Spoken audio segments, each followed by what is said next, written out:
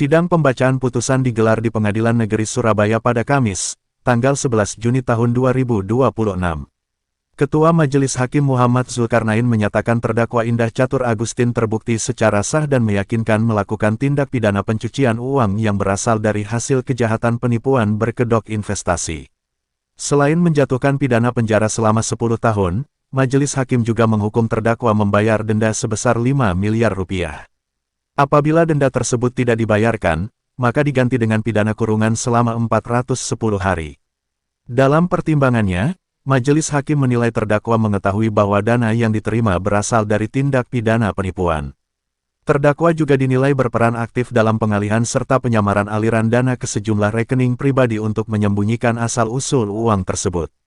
Hal yang memberatkan, terdakwa dinilai tidak menunjukkan penyesalan atas perbuatannya, tidak pernah meminta maaf kepada para korban, serta belum mengembalikan kerugian yang dialami para investor. Kuasa hukum korban, Fani Grestanova, mengapresiasi putusan Majelis Hakim yang menjatuhkan hukuman 10 tahun penjara.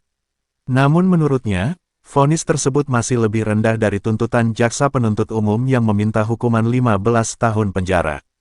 Terlebih, terdakwa dinilai tidak memiliki itikat baik untuk meminta maaf maupun mengembalikan uang.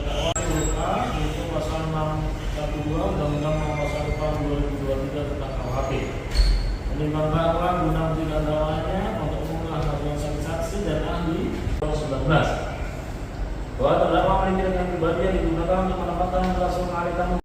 Oleh karena terdakwa membutuhkan uang, maka terdakwa dinyatakan bersalah atas tindak jabatan dan terdakwa untuk pasal 12 untuk Undang-Undang Nomor 1 Tahun 2002 tentang KUHP mengandung antara mengajukan keterangan dan mencari perbuatannya terdakwa tidak mengulangi perbuatannya. Oleh karena terdakwa didenda dan terdakwa sebenarnya tidak dapat memohon pembebasan dari pembayaran biaya perkara, maka kepada terdakwa dibebankan untuk membayar biaya perkara yang misalnya akan ditentukan dalam amar putusan ini. Mengingat pasal 607 ayat 1 huruf A junto pasal 612 Undang-Undang Nomor 1 Tahun 2002 tentang KUHP serta peraturan lain yang berkaitan dengan perkara ini mengadili. 1. Menyatakan terdakwa Indah Catur Agustin telah terbukti secara sah dan meyakinkan bersalah atas tindak pidana beserta melakukan percobaan pembantuan atau pengkerjaan untuk melakukan tindak pidana pencucian uang. 2. Menjatuhkan pidana terhadap terdakwa dengan pidana penjara selama 10 tahun.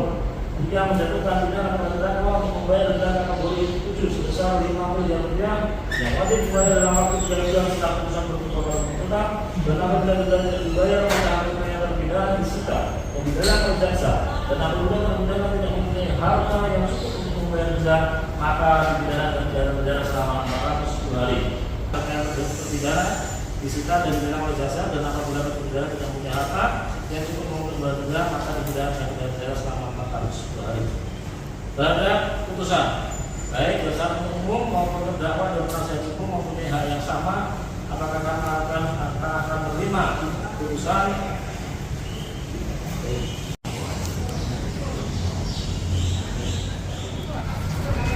Tuntutan jaksa tanggapannya seperti apa?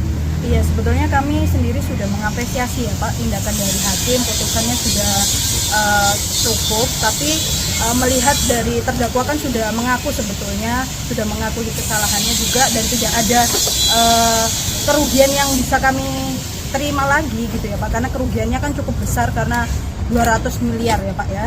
Kemudian tidak ada pengembalian atas kerugian tersebut, tuntutan dari jaksa juga sudah maksimal. Jadi menurut kami putusan hakim bisa lebih dari 10 tahun itu sih. Artinya dengan putusan ini menerima Mbak ya dari ya cukup mengapresiasi gitu lah Pak dari putusan hakim. Mbak, dari rencana kliennya itu loh melalui kuasa hukum, apakah ada rencana gugat perdata atau ngajukan PKPU perusahaannya Indah? Oh, kalau ini kan sudah TPPU ya Pak? Ya. Sudah. Ya TPPU kan tidak mengembalikan dana. Betul, tapi kan kita sudah melalui pokok TPPU gitu, dan juga PT-nya kan juga sudah tidak aktif yang ada. Mungkin ada aset-asetnya Indah tuh? Nah itu, kita sudah mencari juga tapi belum, nggak ada yang bisa dikembalikan. Ya. Kita masih merundingkan dulu apa itu sesuai apa tidak, karena masalahnya si Indah Catur ini hanya sebagai korbannya dari Gredi. Dia itu atas perintah Gredi semua. Jadi komisarisnya itu kan Gredi sama almarhum siapa yang satunya itu Indah itu disuruh transfer dan sebagainya itu atas perintah Gredi gitu loh. Nah semua barang-barang yang Indah itu yang yang dibeli itu bukan dari hasil TPPU, karena Indah sebelumnya adalah pengusaha dari Sleepy Body sebelum adanya PT GTI. Nah, makanya kita pikir dulu, nanti kita rundingkan sama Indah gimana baiknya. Selaku jaksa penuntut umum pikir-pikir atau terima? Kami masih pikir-pikir terhadap putusan yang dijatuhkan oleh majelis hakim hari ini. Ya. Berarti seperti itu ya Pak ya? Pak, terkait dengan 10 tuntut dari 15 ke 10 tadi, kalau Bapak melihat sendiri bagaimana Pak? Putusan hakim. Artinya itu kewenangan hakim ya. Kalau kami menghargai sekali putusan yang diberikan hakim. Tapi kami punya hak juga untuk melakukan upaya banding ataupun pikir-pikir dulu sementara ini. Nanti kami akan pertimbangkan dan kami laporkan ke pimpinan. Ya.